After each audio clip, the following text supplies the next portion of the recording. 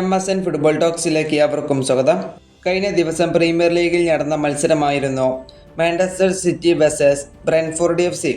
അന്നത്തെ മത്സരത്തിൽ 22ാമത്തെ മിനിറ്റിൽ തന്നെ സിറ്റിയുടെ സൂപ്പർ താരമായിട്ടുള്ള റോഡ്രിക്ക് പരിക്ക് പറ്റി പുറത്തു പോകേണ്ടി വന്നിരുന്നു. അത് സിറ്റി ആരാധകരെ വളരെ നിരാശപ്പെടുത്തിയ ഒരു കാര്യം തന്നെയായിരുന്നു. അതുപോലെ തന്നെ നമുക്കറിയാം, മാഞ്ചസ്റ്റർ സിറ്റിക്ക് പ്രധാനപ്പെട്ട 2 മത്സരങ്ങൾ വരുന്നുണ്ട്. ഒന്ന് ചാമ്പ്യൻസ് ലീഗിൽ വില്ലറയലിനെതിരെയും അതുപോലെ തന്നെ മറ്റൊന്ന് പ്രീമിയർ ലീഗിൽ ആസ്റ്റൺ വില്ലയ്ക്കെതിരെയും. ഈ മത്സരത്തിൽ റോഡ്രി കളിക്കാനുണ്ടാകുമോ എന്നാണ് മാധ്യമങ്ങളുടെ ചോദ്യം. ഈ ചോദ്യത്തിനുള്ള മറുപടിയാണ് മാഞ്ചസ്റ്റർ സിറ്റിയുടെ പരിശീലകനായിട്ടുള്ള പെപ് ഗാർഡിയോള കൊടുത്തത്.